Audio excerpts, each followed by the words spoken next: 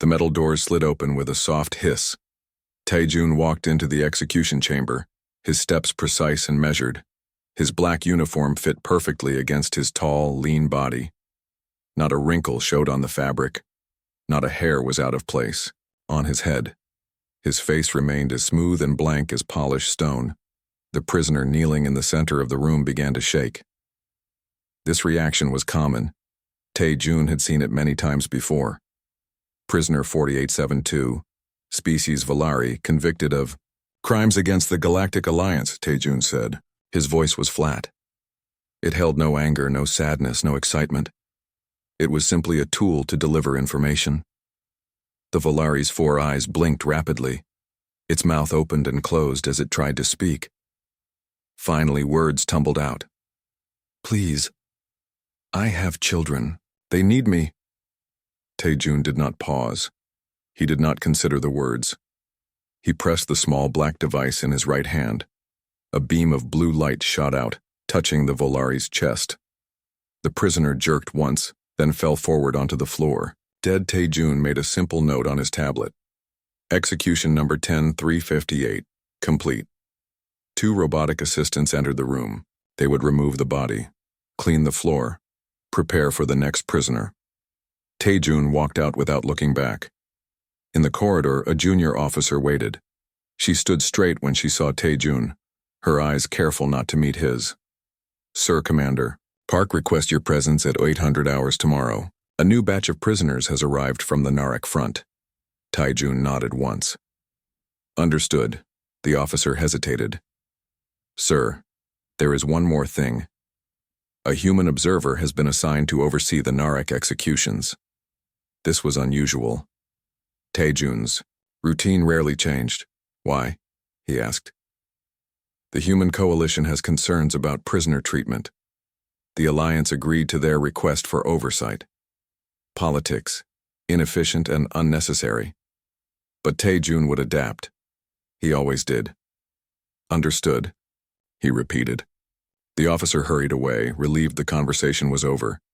Tae-jun returned to his quarters. The room was plain. A bed, a desk, a chair, one shelf with technical manuals. He needed nothing else. He sat at his desk and activated his personal terminal. The faces of 10,000 enemies looked back at him from his execution records. He felt nothing when he looked at them. They were simply tasks completed. Tae-jun had been created for this purpose. The Quan, his people, had long ago decided that emotions were wasteful.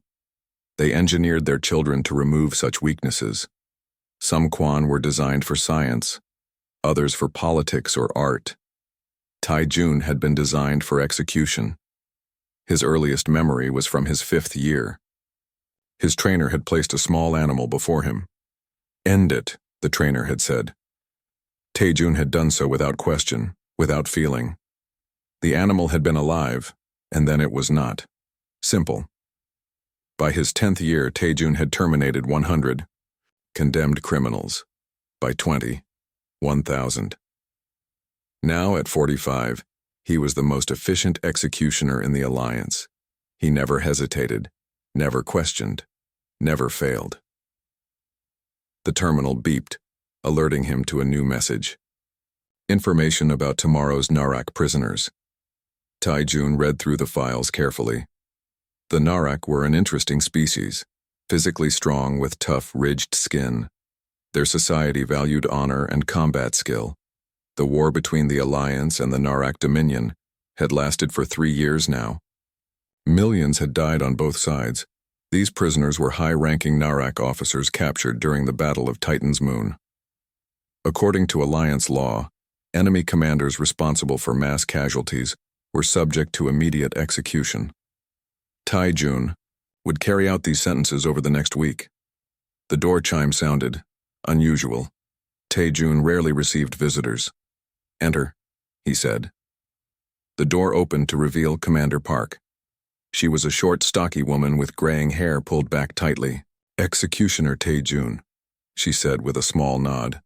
She did not offer her hand. No one ever did. May I speak with you privately? You already are, Tae-jun replied. Commander Park's mouth twitched slightly. Yes, well, I wanted to discuss tomorrow's assignment personally. Taejun waited silently. This human observer, the Alliance is concerned about potential complications. Humans are... She paused, searching for the right word. Emotional. They react strongly to death. Death is simply the end of biological functions, Taejun said. Yes, to us, but humans view it differently. They attach meaning to it. Taejun considered this. He had studied humans from a distance. Their species was relatively new to the Yade Alliance. They came from a planet called Earth on the Outer Rim. They were known for their adaptability and unpredictable behavior. Will this human interfere with my duties? Taejun asked. They are not supposed to. The human is only there to observe and report back to their coalition. But, Commander Park frowned. Be prepared for questions. For reactions you might find strange. I will adapt, Taejun said. Commander Park nodded. Good, that's all. She turned to leave, then stopped. The human's name is Jiho. They arrive at 0700 hours. After she left, Taejun returned to his terminal. He searched for information about humans, their average height, weight, lifespan, their biological weaknesses, their social structures. One detail caught his attention. Humans produced water from their eyes when experiencing strong emotions. They called this crying. The concept was alien to Taejun. His eyes produced moisture only to keep them functioning properly. Taejun closed the terminal and lay on his bed, staring at the ceiling. His mind calculated how many executions he would likely perform before his own death. Approximately 15,642 more, assuming he lived to the average Quan age of 120. He did not dream when he slept. Dreams were for those with hopes and fears. Taejun had neither. Morning came. Taejun dressed in his black uniform. He ate a simple meal, designed to provide optimal nutrition. He checked his execution device to ensure it was functioning properly. At exactly 0700 hours, Taejun stood outside the prison block, waiting for the human observer. He heard footsteps approaching. Light ones. Different from the heavy march of Alliance officers. He turned and saw a human for the first time. Jiho was shorter than Taejun had expected. The human had brown hair that fell loosely around a face with features that seemed too soft, too mobile. Jiho wore the blue uniform of the Human Coalition, with a silver badge that marked them as an official observer. But what caught Taejun's attention were the eyes. Dark brown, they moved constantly, taking in everything. And they held something Taejun had never seen before, something he could not name. Hello, the human said, extending a hand. I'm Jiho. I'll be observing the executions of the Narak prisoners. Taejun looked at the offered hand but did not take it. After a moment, Jiho lowered it. I am Executioner Taejun, he said. We begin in 1 hour. The human nodded, those strange eyes still fixed on Taejun's face. I've heard of you. The executioner who has never hesitated. The man who fears nothing. Fear requires emotion, Taejun replied. I feel nothing at all. Jiho smiled then. It was a small movement of lips, but it changed the human's entire face. We'll see, Jiho said, quietly. We'll see. Taejun led Jiho through the cold metal hallways of Outpost Epsilon. Their footsteps echoed against the walls. Other officers stepped aside when they saw Taejun coming. No one made eye contact. No one spoke to him. This was normal for Taejun. People feared the executioner, but Jiho was different. The human walked beside Taejun, not behind him. Jiho looked directly at him when speaking. It was strange. Have you ever been to Earth? Jiho asked as they walked. No, said Taejun. I have no reason to visit the outer systems. You should see it sometime. We have blue oceans and green forests, mountains that touch the clouds, cities that glow at night. Taejun did not respond. The appearance of a planet was irrelevant to his work. They reached the observation room. One wall was made of clear glass. Through it, they could see the execution chamber. It was empty now, but soon it would hold the first Narak prisoner. "This is where you will watch," Taejun said. "You will remain here during all executions." Jiho walked to the glass wall and placed a hand against it. "How many people have you killed in that room?" 327, Taejun answered without hesitation. "The number is not important. Only the completion of my duty matters." Jiho turned to look at him. Those dark eyes seemed to search for something in Taejun's face. "And you feel nothing when you do it? Nothing at all?" "Correct." Jiho shook his head slowly. "I cannot imagine that. To take a life without feeling its weight." "Feeling the weight, as you call it, would serve no purpose," Taejun said. "It would only reduce efficiency." "Efficiency," Jiho repeated the word quietly. "Is that all that matters to your people?" Before Taejun could answer, Commander Park entered the room. She nodded to Taejun, then looked at Jiho with caution. "The first prisoner is ready," she said. "Observer Jiho, I must remind you that you are here only to watch. You may not interfere with the execution process in any way." "I understand my role, Commander," Jiho said. Commander Park did not look convinced. "These are dangerous criminals. The Narak have killed thousands of Alliance citizens. Remember that when you watch." Jiho nodded but said nothing more. "Commander." Park left and Taejun moved to follow her. At the door he paused.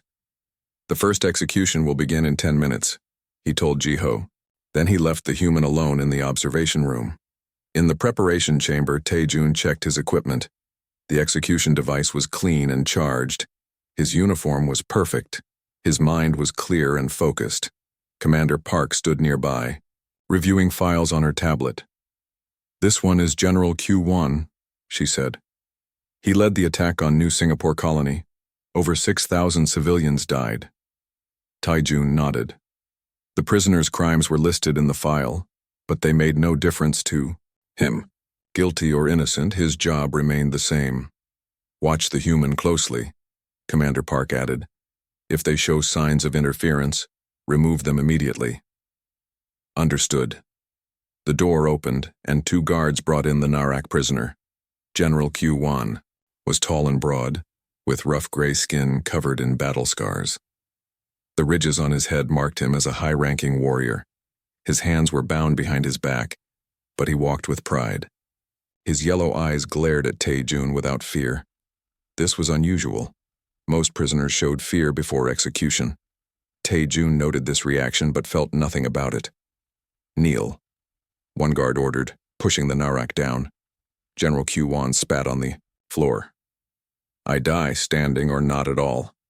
The guards looked at Taejun, waiting for instructions. He considered the situation. Forcing the prisoner to kneel would take time. It was more efficient to proceed. "He may stand," Taejun said. The guards stepped back. Taejun faced the Narak general and began the formal procedure. "General Q1 of the Narak Dominion, you have been found guilty of crimes against the Galactic Alliance. The sentence is death, to be carried out immediately. Do you have any final statements to record?" The Narak's yellow eyes narrowed. "Tell your Alliance leaders that the Narak do not fear death. Tell them that for every one of us they kill, 10 more will rise. Our cause will not die with me." Taejun made a note of these words on his tablet. They were similar to what many prisoners said before death: threats, promises of revenge. They never changed anything. He looked up at the observation window. Jiho stood there watching, hands pressed against the glass. The human's face showed something Taejun did not understand. Was it anger? Sadness? These emotions were foreign. To him, Taejun raised the execution device. "Sentence to be carried out now."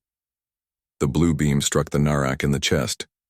General Q1 remained standing for 3 seconds, teeth bared in defiance. Then he fell forward, hitting the floor with a heavy thud. Execution complete. Taejun recorded the time of death. The guards moved forward to remove the body.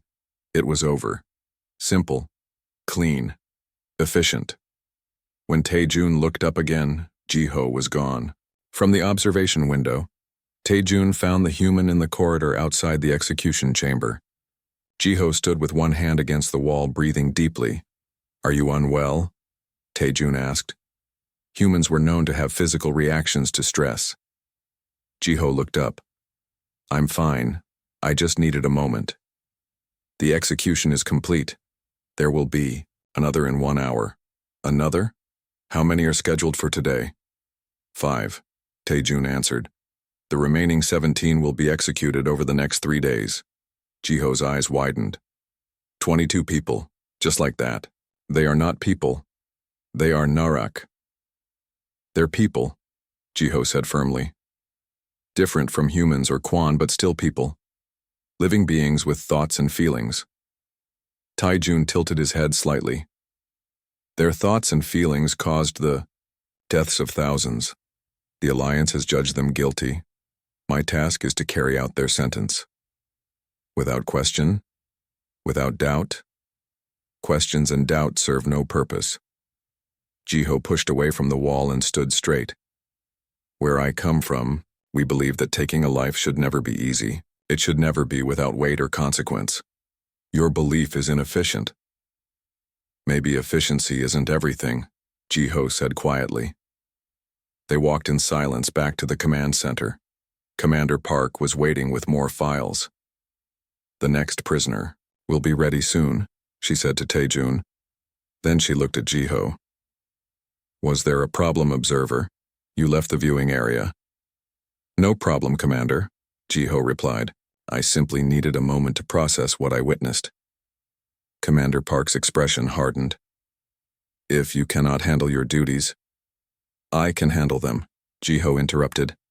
"I will be present for all scheduled executions." "Good. Because the next one is particularly important. Colonel Hanul, the strategist who planned the bombing of 3 Alliance transport ships. Over 2,000 soldiers died." Ji-ho's face changed at the name. "Hanul?" Commander Park raised an eyebrow. "You know of him?" Ji-ho hesitated. "The name is familiar. He was a cultural attaché on Earth before the war, wasn't he?" "Yes." "Which makes his betrayal even worse. He lived among humans for years, learning your ways only to use that knowledge against the Alliance." Tae-jun watched this exchange with interest. Ji-ho's reaction suggested personal knowledge of the prisoner. This could affect the human's behavior during the execution. "I should prepare," Tae-jun said, turning to leave. "I'll return to the observation room," Ji-ho said. But the human's voice sounded different now, strained. As Tae-jun walked away, he found himself thinking about Ji-ho's words. About efficiency, not being everything. About the weight of taking a life. Strange thoughts. Unnecessary thoughts. He pushed them away and focused on his duty. But for the first time in his life, the thoughts did not go away completely. Tae-jun stood in the small holding area where prisoners waited before execution. The room was bare except for a metal bench bolted to the floor. The walls were gray. The light was harsh and white. The door opened. 2 guards entered with the prisoner between them. Colonel Hanul walked slowly, his wrists bound with energy cuffs that glowed blue against his gray skin. Unlike General Q1, this Narak did not stand tall. His shoulders curved inward. His yellow eyes looked at the floor. "Leave us," Tae-jun told the guards. They hesitated, then nodded and stepped outside. Tae-jun studied the prisoner. Hanul was older than most Narak soldiers. The ridges on his head were worn smooth in places. His uniform hung loose on his frame, suggesting recent weight loss. "Colonel Hanul," Tae-jun said, "your execution is scheduled for 15 minutes. From now, do you understand?" Hanul looked up. His yellow eyes were clear and intelligent.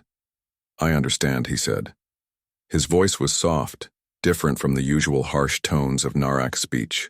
"I knew this day would come. You will be asked for final words. Prepare them now." Hanul nodded. Then he did something unexpected.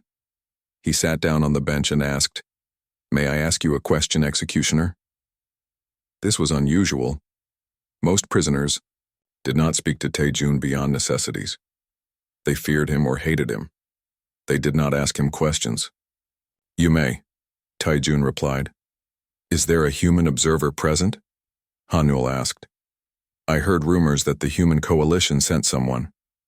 "Yes, Observer Jiho is here." Hanul's face changed at the name. The ridges around his eyes lifted slightly. "Jiho, from Seoul?" Taejun titled his head.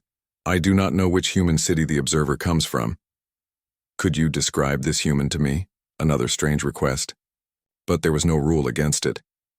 Medium height, brown hair, brown eyes, thin build. Hanul closed his eyes briefly.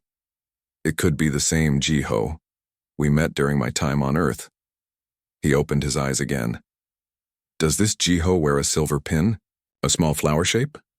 Taejun remembered seeing such a pin on Jiho's collar. He nodded. Hanul let out a long breath. "Then it is the same person. Interesting that we would meet again like this." Taejun found himself curious, an unusual feeling. "You knew the observer on Earth?" "Yes. Jiho worked at the Cultural Exchange Office where I was stationed. We became—" Hanul paused, searching for a word. "Friends, I suppose you could say. Jiho taught me about human music and art. I taught Jiho about Narak poetry. Friends with an enemy. The concept was foreign to Taejun. Alliance regulations discouraged personal connections with potential enemy species.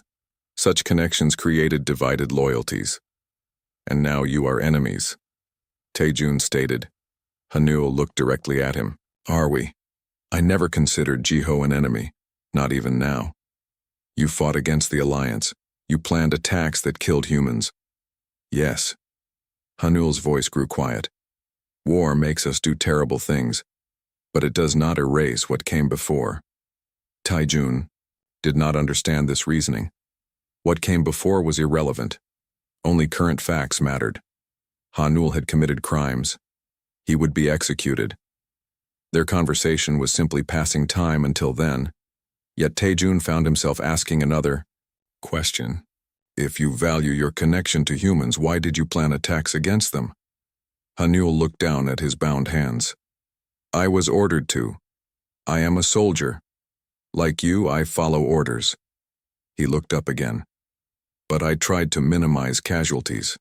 The Alliance does not know this, but I intentionally left weaknesses in my attack plans, ways for ships to escape if their captains were clever." "That is treason against your own people," Taejun said. "Perhaps, but I could not bring myself to kill more than necessary." Hanul leaned forward. "Have you ever questioned your orders, executioner?" "No." "Never? Not once in all your years of killing?" "I do not kill. I execute. There is a difference." Hanul smiled slightly. It was a sad expression. "Is there?" "Both end with a person no longer living." Before Taejun could respond, the door opened. Commander Park entered, her face hard. "It's time," she said. Taejun nodded and gestured for Hanul to stand. The Narak rose slowly from the bench. "Remember," Hanul said quietly to Taejun, "there is always a choice." They walked to the execution chamber. Jiho stood in the observation room, visible through the glass wall. When Hanul entered, Jiho's eyes widened. The human pressed closer to the glass. Hanul looked directly at Jiho and nodded once in greeting. Jiho lifted a hand, touching it to the glass. Commander Park noticed this exchange. Her eyes narrowed. "Does the prisoner know the observer?" "They met on Earth," Taejun said.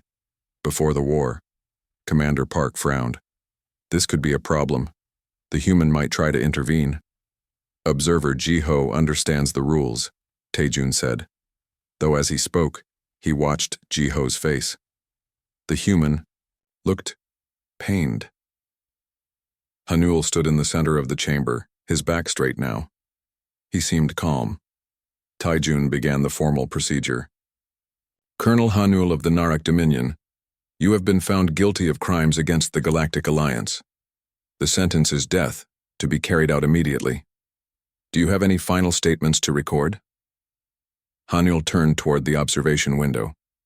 He spoke clearly, looking directly at Jiho. "I wish to speak in Earth language," he said. This was unusual but not against regulations. Taijun nodded. "Proceed." Hanul spoke words Taijun did not understand. The translation device on his wrist converted them. "Jiho, please tell my wife's family that I loved them as my own. Tell Sumin I kept her picture until the end." Taijun looked at Jiho through the glass. The human's face had changed. Jiho's eyes were wide and something wet glistened on the cheeks. Tears. The human was crying. Taijun had read about this reaction, but seeing it was different. Something strange happened in his chest. A tightness he had never felt before. Hanul continued speaking. "Tell them I am sorry I could not return. Tell them I tried to do what was right even when it was difficult." Jiho pressed a button on the observation room wall. The human's voice came through a speaker. "I will tell them, Hanul. I promise." Commander Park stepped forward. "This is irregular. Observer, you are not to communicate with the prisoner." But Jiho ignored her. The human pressed both hands against the glass now. More tears fell. "You saved my cousin on the Starlight transport, didn't you?" Jiho asked. "The ship that mysteriously received evacuation warnings before the attack." Hanul nodded. "I could.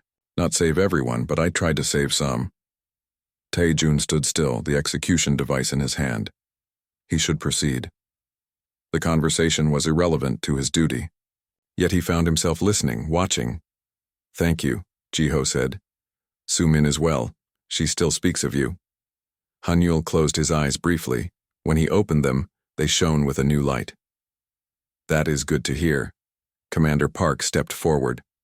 "Executioner Taijun, proceed with the sentence immediately." Taijun raised the execution device. His hand should have been steady, as it always was.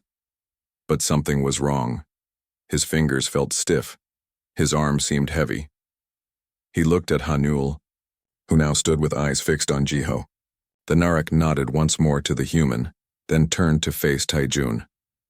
"I am ready," Hanul said. Taijun pressed the trigger.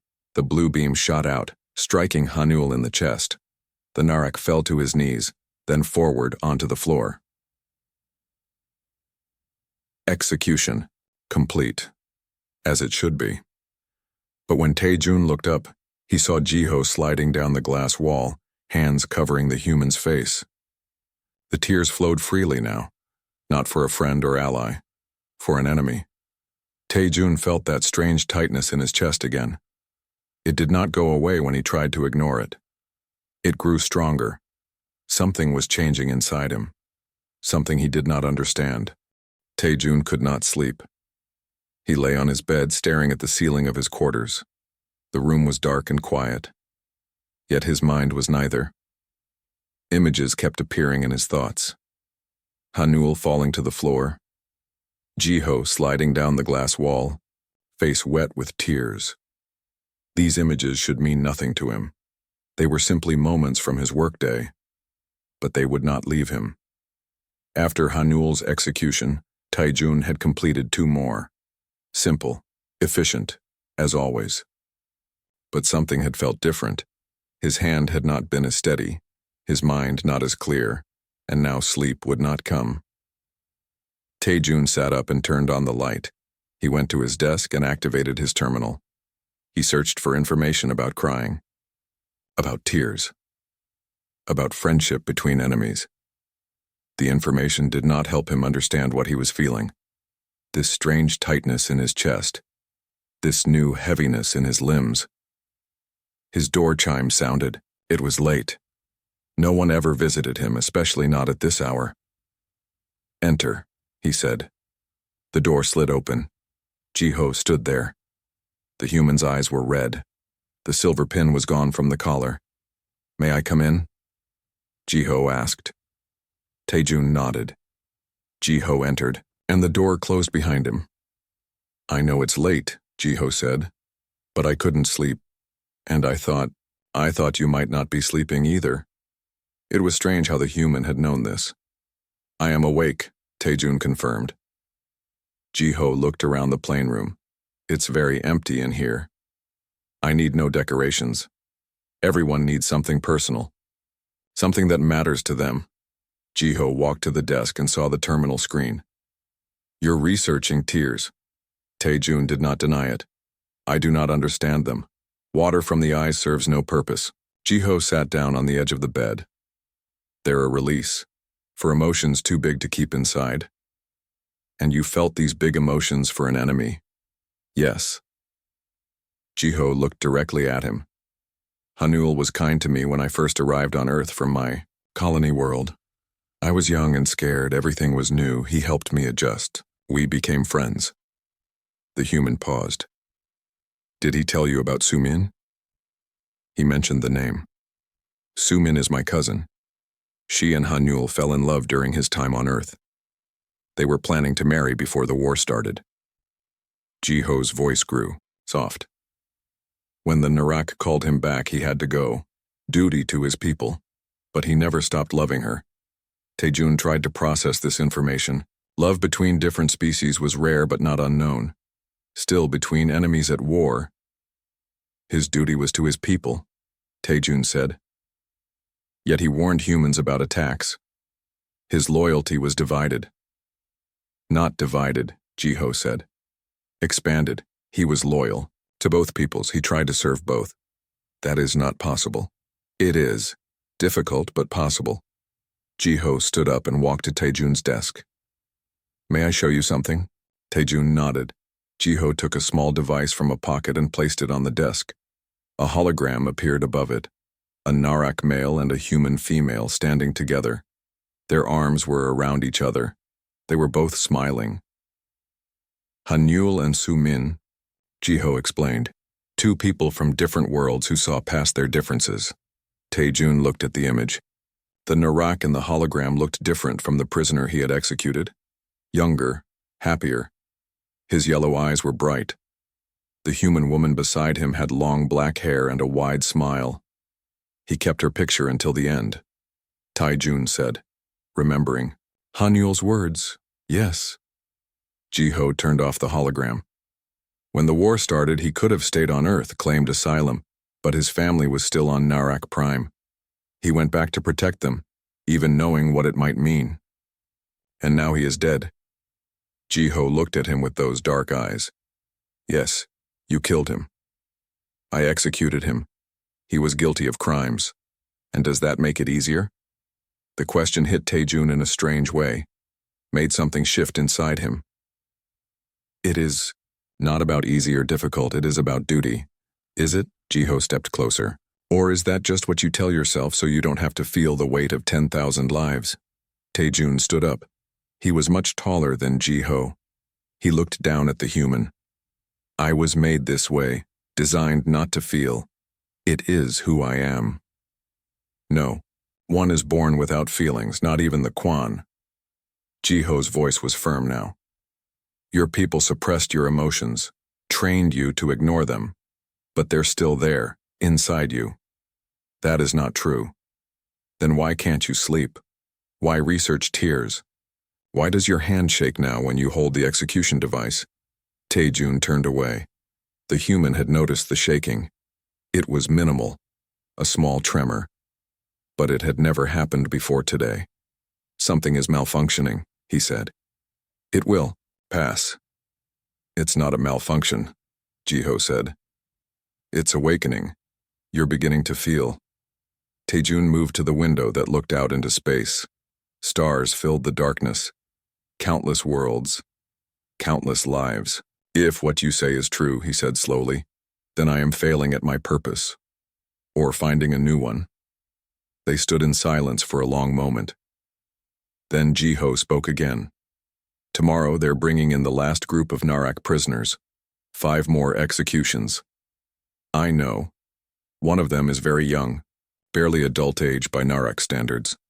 A pilot named Kwanjai. His only crime was flying a fighter in battle, following orders. Like you do. Taejun said nothing. I've been thinking, Jiho continued. If Han-Nul could be loyal to both sides, maybe others could too. Maybe this endless cycle of killing can stop. That is not for me to decide. I only carry out the sentence. But what if you didn't? Jiho asked quietly. Taejun turned to face the human. What are you suggesting? Nothing. Everything. Jiho stepped closer. I'm asking you to think about what Hanul said. There is always a choice. The door chime sounded again. Taejun moved to answer it. Commander Park stood in the hallway. Her face was tight with anger. Observer Jiho, she said, I've been looking for you. You are not permitted in the officers' quarters without authorization. I was just leaving, Commander. Jiho said calmly. See that you do. And be aware that your behavior today was noted. Speaking to a prisoner during execution is strictly forbidden. I understand. Commander Park looked at Taejun. The final group of prisoners arrives at 0600 hours. Be ready. After they left, Taejun returned to his bed. Sleep still would not come. Instead, memories filled his mind. His first execution. A small animal, its eyes wide with fear. His 100th execution. A rebel leader who sang a song before the end. His 1000th execution. A scientist who begged not for himself, but for his research to be preserved. He had forgotten these details long ago, or thought he had. But now they returned clear and sharp, and with them came something new, a feeling he had no name for, a heaviness that pressed on his chest, a tightness in his throat. If what Jiho said was true, if he was beginning to feel, then tomorrow would not be like all the days before. Tomorrow he would have to make a choice. The morning came too quickly. Taejun stood in the preparation room, his black uniform perfectly clean as always.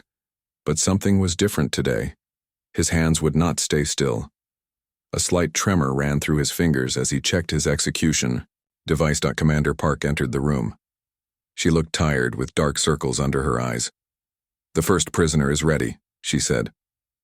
The young pilot, Kwon-jae. Taejun nodded but said nothing. Commander Park frowned at him. Is something wrong? Executioner? No. The word came out automatically, a lie. Something was very wrong, but Taejun could not explain it, could not understand it himself. Good. Commander Park checked her tablet. Observer Jiho has been restricted to a different viewing area today. After yesterday's incident, we can't risk any more interference. Taejun looked up. Where is the observer now? Viewing chamber B with a guard.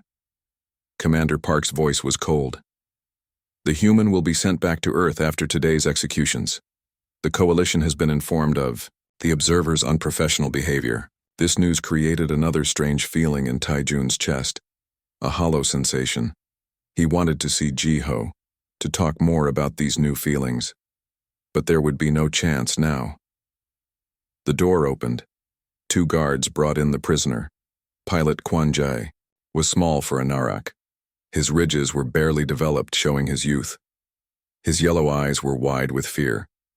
Unlike the older prisoners, he made no attempt to hide his emotions. Kneel, a guard ordered, pushing him down. The young Narak fell to his knees. His hands shook in their restraints.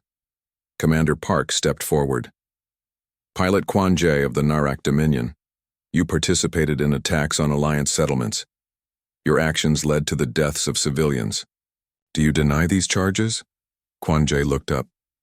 I flew where I was ordered to fly. I dropped bombs where I was told. I was following orders. As were we all, Commander Park said coldly.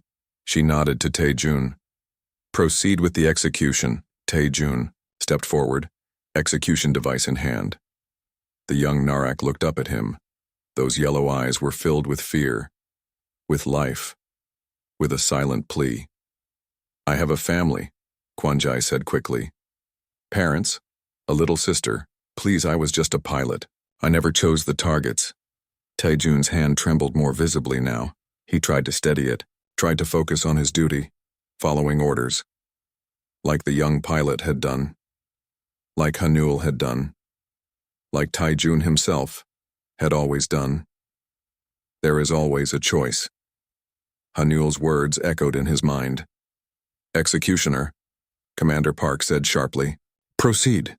Tae-Jun raised the device, pointed it at the young Narak's chest. And suddenly, all the feelings he had been fighting broke through at once, a flood of emotion so strong it made him gasp. 10,000 executions, 10,000 lives ended by his hand. All the fear in their eyes, all the final words he had recorded but never truly heard. His hand shook violently now. I cannot, he whispered. Commander Park stared at him. What did you say? Tae-Jun lowered the execution device. He looked at her directly, his voice stronger now. I cannot execute this prisoner. The room went silent.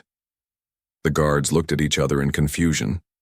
Commander Park's face turned red, with anger. This is unacceptable, she said. You will do your duty, executioner, or face the consequences. My duty. Tae-Jun repeated the words slowly. What if my duty is wrong? That is not for you to decide. Commander Park reached for her communication device. I'm calling security. You are relieved of duty, effective immediately. But before she could make the call, alarms began blaring throughout the station. Red lights flashed in the corridor outside. What's happening? One of the guards asked. The station's AI voice came over the speakers. Alert. Narak vessels detected. Prepare for possible attack. All personnel to battle stations. Commander Park rushed to the nearest terminal. Show me. The screen displayed 5 Narak warships approaching the station. They were in attack formation. How did they find us? She demanded. Tae-Jun knew the answer. The Narak would never abandon their officers. They must have been searching since the prisoners were captured. Commander Park turned to the guards. Take the prisoner back to his cell. We'll deal with this later. She looked at Tae-Jun. As for you, stay here until I return. We're not finished. She hurried out with the guards and prisoner. Tae-Jun was left alone in the execution chamber. Alarms continued to sound. The station would be chaos now. Officers running to defense positions. Shields being raised. Weapons prepared. Tae-Jun made his decision. He left the execution chamber and walked quickly through the corridors. Most were empty now, everyone at their battle stations. He reached viewing chamber B. A single guard stood outside. You should be at your station, Tae-Jun told him. The guard hesitated. Commander Park ordered me to stay here. The commander has been called to the bridge. I am to take the observer to a secure location. The guard looked uncertain but nodded. Everyone knew the executioner. No one questioned his authority. Jiho was inside, looking out at the stars through the large window. The human turned when Tae-Jun entered. What's happening? Jiho asked. Narak ships have found the station, Tae-Jun said. They've come for their people. Jiho's eyes widened. Will there be a battle? Yes, unless we stop it. Tae-Jun held out his hand. Come with me. Jiho took his hand without hesitation. Together they moved through the station, avoiding the few officers still rushing to their posts. They reached the detention level. 2 guards stood at the entrance. Step aside, Tae-Jun ordered. I need to secure the prisoners. The guards looked nervous. Sir, we have orders to keep them locked down during the alert. Tae-Jun drew himself up to his full height, used the authority he had earned through decades of service. The Narak are here for their officers. If they die in cells during an attack, the Narak will destroy this entire station in revenge. I'm moving them to the diplomatic section as a precaution. The guards looked at each other, then stepped aside. Inside the detention area, all 5 remaining Narak prisoners were in separate cells. Tae-Jun quickly released them, including young Kwon-jae. What's happening? One of the older officers asked. Your people have come for you, Tae-Jun said. We're going to stop a battle before it begins. Jiho stepped forward. We need to contact the Narak ships. Tell them we're releasing their people. Tae-Jun nodded. The diplomatic communication room. This way. They moved as a group through the station. When they reached the communication room, Tae-Jun sealed the door behind them. Jiho activated the system. This is Human Observer Jiho of the Human Coalition. I need to speak with the commander of the Narak vessels approaching this station. After a moment, a Narak face appeared on the screen. An older female with elaborately ridged features. "I am Commander Lisu of the Narak Dominion," she said. "Who are you to contact us, human?" Jiho stepped aside, revealing the 5 freed Narak officers. "Your people are safe," Jiho said, "and being released. There is no need for battle today." "Commander?" Lisu's eyes widened. "How is this possible?" Taejun stepped forward. "I am Executioner Taejun of the Alliance. Or I was. Today I chose differently." The Narak commander studied him carefully. "A Quan executioner freeing prisoners? This is unprecedented." "Yes," Taejun said simply. "But perhaps it is time for unprecedented actions. Too many have died already." Later, as the Narak officers boarded a shuttle that would take them to their ships, Quan Jae approached Taejun. "Why did you save us?" the young pilot asked. Taejun looked at Ji-ho, who stood nearby. "Because someone showed me what it means to feel, to see beyond duty to something greater." "What will you do now?" Quan Jae asked. "The Alliance will consider you a traitor." "I don't know," Taejun admitted. It was the first time in his life. He had no plan, no orders to follow. Ji-ho stepped forward. "Come to Earth with me. See those oceans and forests I told you about." Taejun felt something new then, a lightness in his chest, a warmth. "Yes," he said. "I would like that." As the Narak ships departed peacefully and the station's alarms finally silenced, Taejun looked at his hands. They were steady now. For the first time, they had created life instead of ending it. The executioner who had feared nothing had learned to fear, and to hope, and to feel. He had learned what it meant to be human. The end.